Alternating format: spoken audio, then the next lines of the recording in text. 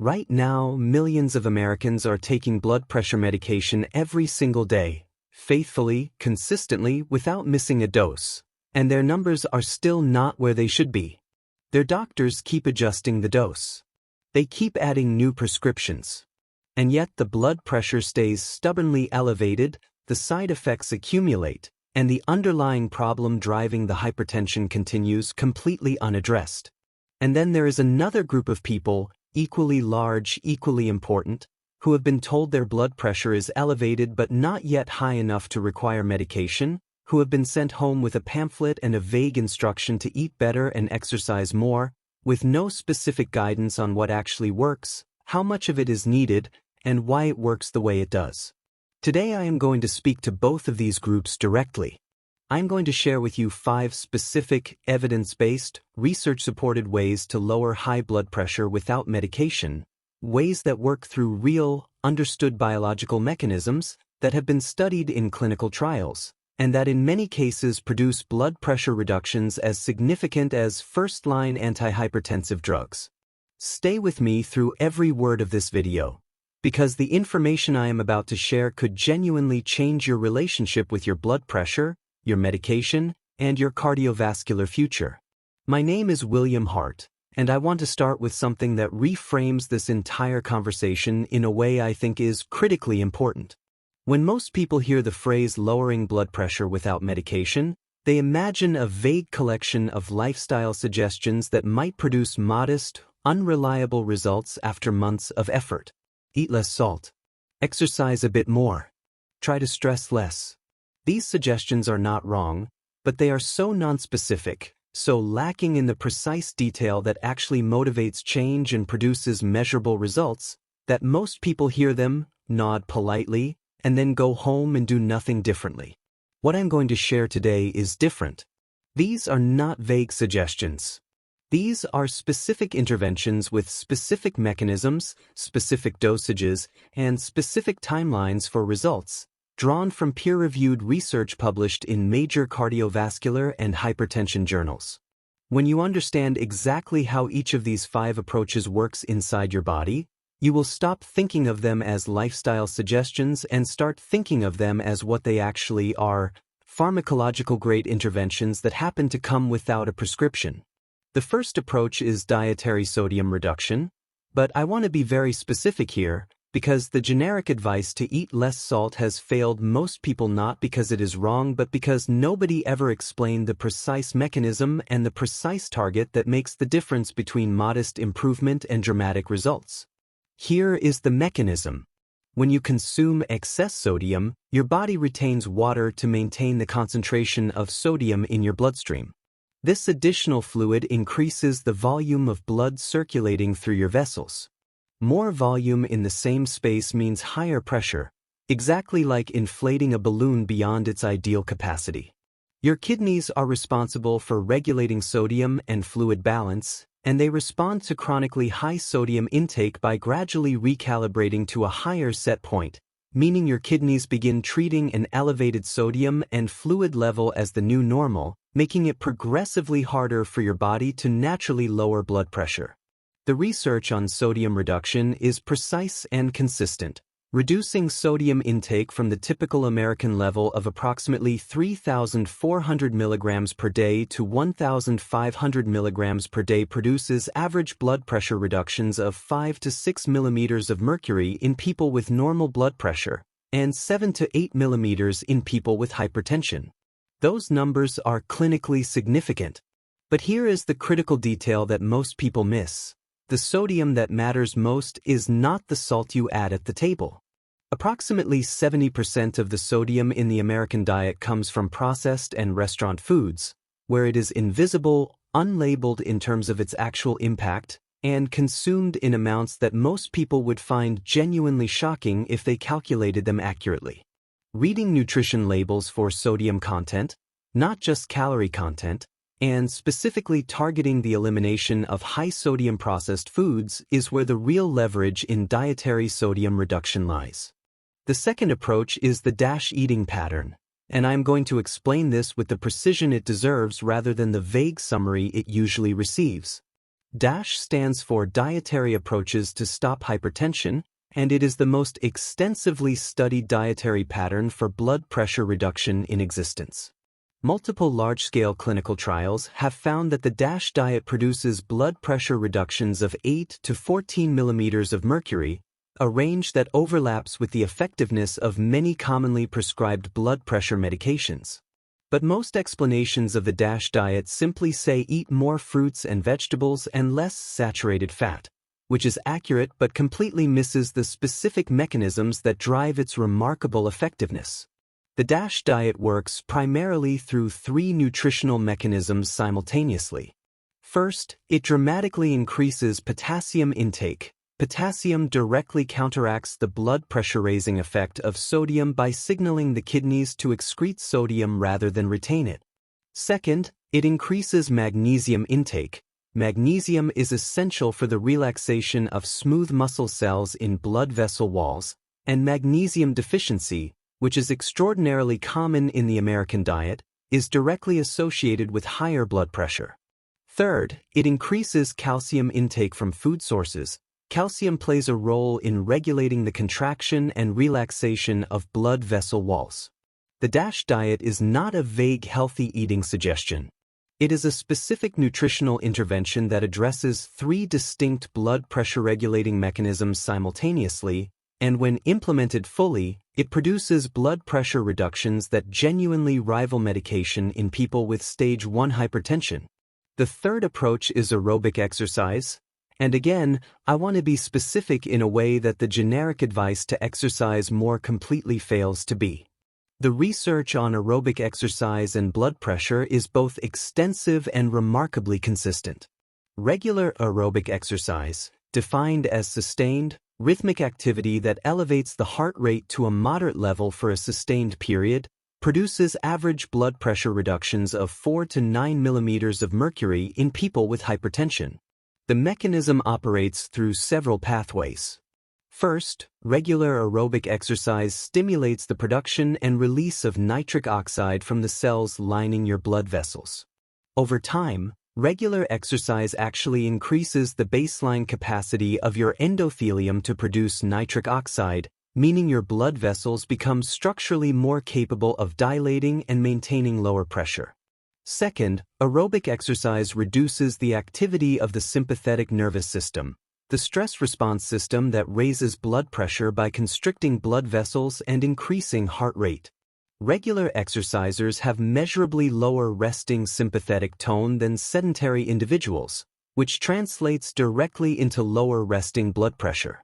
Third, exercise reduces arterial stiffness, one of the primary mechanical drivers of elevated blood pressure in older adults. The specific prescription that the research supports, 150 minutes of moderate-intensity aerobic exercise per week, distributed across most days, produces the most consistent and significant blood pressure reductions. Moderate intensity means activity that elevates your heart rate and breathing noticeably but still allows you to hold a conversation. Brisk walking, cycling, swimming, and similar activities all qualify. The fourth approach is stress reduction through specific, evidence-based techniques. And I want to address this one carefully, because the generic advice to reduce stress is nearly as useless as telling someone to simply worry less. The reason stress raises blood pressure is specific and physiological. Psychological stress activates the sympathetic nervous system and triggers the release of stress hormones, primarily cortisol and adrenaline, that cause blood vessels to constrict and the heart to beat faster and harder. In people who experience frequent or chronic stress, this sympathetic activation becomes a persistent feature of their cardiovascular state rather than an occasional response to specific threats, and chronically elevated sympathetic tone is a direct, measurable driver of sustained high blood pressure. Slow, controlled breathing, specifically breathing at a rate of approximately 6 breaths per minute, with longer exhalations than inhalations, has been shown in multiple clinical trials to produce immediate and sustained reductions in blood pressure through direct activation of the parasympathetic nervous system. This technique requires no equipment, no training, and no special environment, 5 to 10 minutes of slow breathing at 6 breaths per minute produces measurable blood pressure reductions that can be sustained with regular daily practice. Mindfulness meditation practiced for 15 to 20 minutes daily has been shown to reduce both systolic and diastolic blood pressure in people with hypertension, with effects that develop and strengthen over 8 weeks of consistent practice. These are not soft suggestions. They are specific, research-validated interventions for a specific physiological problem. The fifth approach is sleep optimization, and this is the intervention that I believe is most profoundly underestimated in discussions of blood pressure management. The relationship between sleep and blood pressure is direct, bidirectional, and far more powerful than most people realize. During healthy, adequate sleep, blood pressure naturally drops by 10 to 20% in a process called nocturnal dipping. This nighttime blood pressure reduction is physiologically essential for cardiovascular repair and recovery. The blood vessels, the heart muscle, and the endothelium all undergo repair and restoration processes during this period of reduced cardiovascular load. People who consistently get insufficient sleep, less than 6 hours per night, do not experience this full nocturnal blood pressure dip. Their cardiovascular system never gets the recovery time it needs. The research consequences of this are severe. People who sleep less than 6 hours per night have a significantly higher risk of developing hypertension, and people who already have hypertension and sleep poorly have significantly worse blood pressure control and higher cardiovascular event rates. Consistent sleep and wake times, going to bed and waking at the same time every day, including weekends, stabilizes the circadian rhythm that governs the hormonal systems regulating blood pressure. Additionally, undiagnosed sleep apnea, a condition in which breathing repeatedly stops during sleep, is one of the most common and most underrecognized causes of treatment-resistant hypertension. If your blood pressure is difficult to control despite medication and lifestyle changes, and if you snore or wake feeling unrefreshed, sleep apnea deserves serious investigation. Now let me bring all 5 approaches together in a practical, actionable picture. Sodium reduction produces 5 to 8 millimeters of reduction. The DASH diet produces 8 to 14 millimeters. Regular aerobic exercise produces 4 to 9 millimeters. Stress reduction techniques produce 3 to 5 millimeters. Sleep optimization produces 3 to 5 millimeters. When multiple evidence-based approaches are implemented simultaneously and consistently, the total blood pressure reduction achieved frequently reaches 20 to 30 millimeters of mercury or more. For someone with stage 1 hypertension, that level of reduction is sufficient to bring blood pressure into the normal range without medication in many cases. And for someone already on medication whose blood pressure remains poorly controlled, implementing these 5 approaches creates the biological conditions in which medication can work far more effectively. I want to add one more critically important dimension: the timing of these behaviors. Blood pressure follows a natural daily rhythm. It is lowest during sleep, begins rising in the early morning hours before waking, reaches its peak in the mid-morning, and gradually declines through the evening. The early morning hours represent the period of highest cardiovascular risk during any given day. More heart attacks and strokes occur during this window than at any other time. Starting the morning with slow breathing exercises before getting out of bed can blunt the morning blood pressure spike measurably. Consuming a high nitrate food or beverage like beet juice in the morning provides the nitric oxide precursors that dilate blood vessels during the highest risk period. Avoiding high-sodium foods at breakfast prevents an early morning sodium load from amplifying the already elevated morning blood pressure. These timing considerations require no additional effort. They simply require sequencing the right behaviors at the right times to maximize their protective effect. I also want to address the question of how to have a productive conversation with your doctor about reducing medication as these lifestyle interventions take effect. The path to safely reducing medication runs through consistent self-monitoring and transparent communication with your physician. Implement the 5 approaches fully and consistently for 8 to 12 weeks. During this period, monitor your blood pressure at home regularly, at the same time each morning and evening, and keep a written log of your readings. At the end of this period, bring that log to your doctor and have a specific, data-driven conversation about what your numbers show and whether a medication adjustment is appropriate given the improvements you have documented. This is how lifestyle intervention and medical care work together effectively, not as competing alternatives, but as complementary approaches that your physician can integrate into your care plan when you give them the evidence they need. Every single day that blood pressure remains elevated, damage is accumulating in your arteries, your heart, your kidneys, and your brain.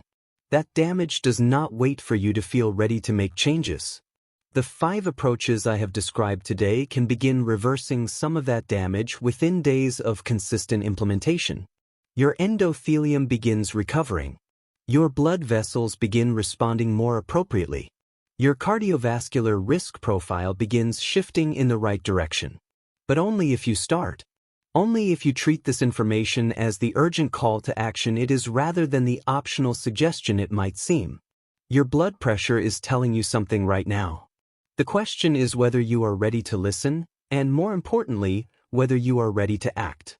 If this video gave you the specific actionable information you need to start taking real control of your blood pressure, please hit the like button and subscribe to William Hart Health. Because every single week I am here with the honest, research-backed cardiovascular information that could genuinely protect your heart, your brain, and your life for years to come.